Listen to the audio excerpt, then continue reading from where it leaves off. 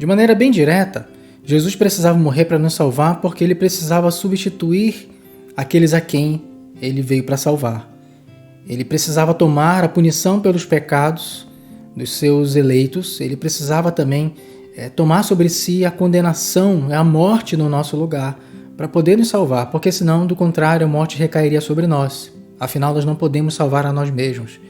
Se assim fosse, nós não precisaríamos de um Salvador. Então, a verdade é que a morte de Jesus é uma morte expiatória, porque ele pagou pelos nossos pecados, pela nossa dívida com Deus. E aí a gente pode perguntar o seguinte, e é geralmente uma pergunta que é feita, em relação a isso. Por que Deus simplesmente não perdoou e nos deixou ir livres? E aqui a gente precisa entender o que significa o pecado e o preço desse pecado que Jesus pagou. Porque está escrito que o salário, o preço do pecado é a morte. E aí Deus não podia simplesmente nos deixar sair livres, perdoados, sem que isso nos fizesse voltar a Ele e termos vida. Afinal, todos nós estávamos mortos em nossos delitos e pecados. E o pecado, ele gera separação entre nós e Deus. E isso a gente vai entender quando a gente volta lá para Gênesis capítulo 3. Tudo isso está ali sintetizado como o primeiro evangelho, um proto-evangelho. O que nos diz lá? Em primeiro lugar, nos diz que a punição pelo pecado seria a morte.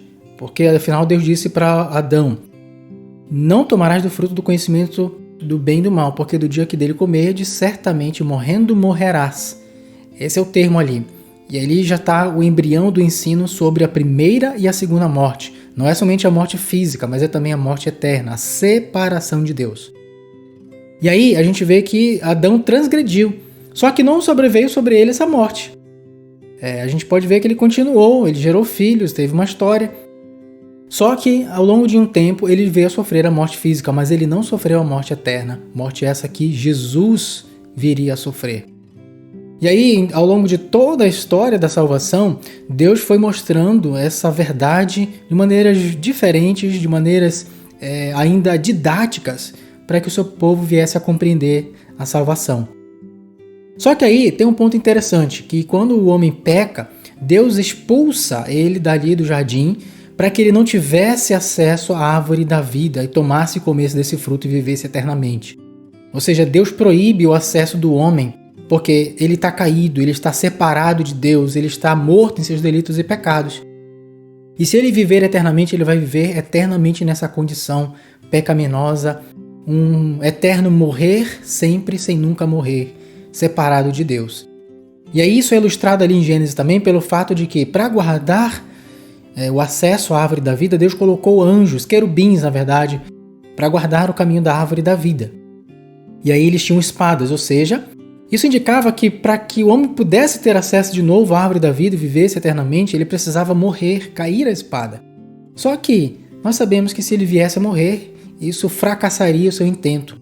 E aqui já vem o primeiro ponto, que exclui qualquer tentativa humana de tentar salvar a si mesmo. Exclui o mérito humano. E aí isso ensina que o Evangelho é o Evangelho da graça. É que Deus é que prepara a salvação para o ser humano.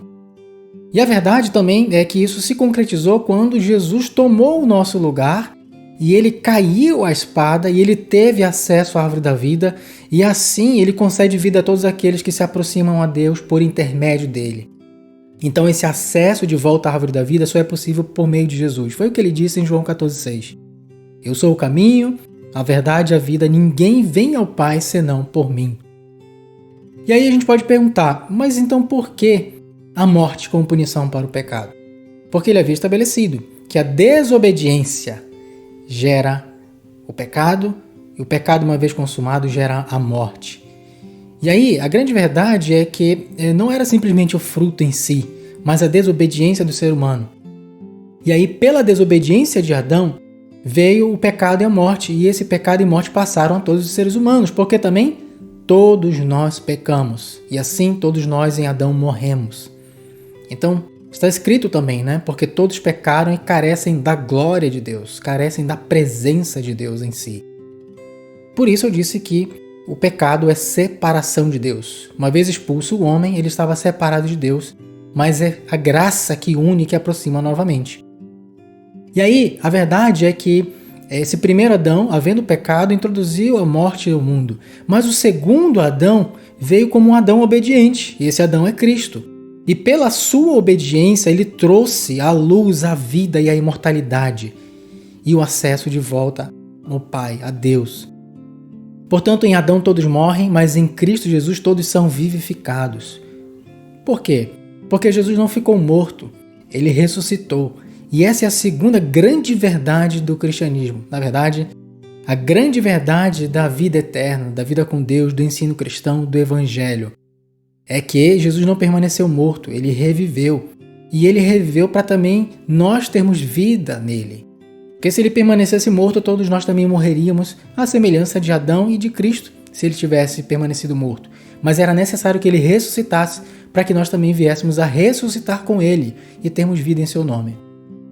Por isso, quem crê em Jesus se une a ele e também já passou da morte para a vida, está justificado, não há mais condenação para aqueles que estão em Cristo Jesus, porque nós fomos livres dessa condenação, porque ela sobreveio sobre Jesus, porque ele nos substituiu, ele tomou o nosso lugar.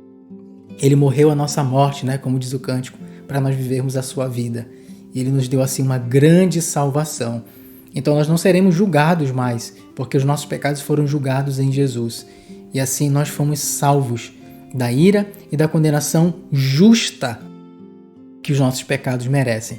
Por esse motivo, era necessário que Jesus morresse. E aí sim, os nossos pecados sendo perdoados, nós somos aproximados de Deus, introduzidos à presença, temos comunhão com Deus.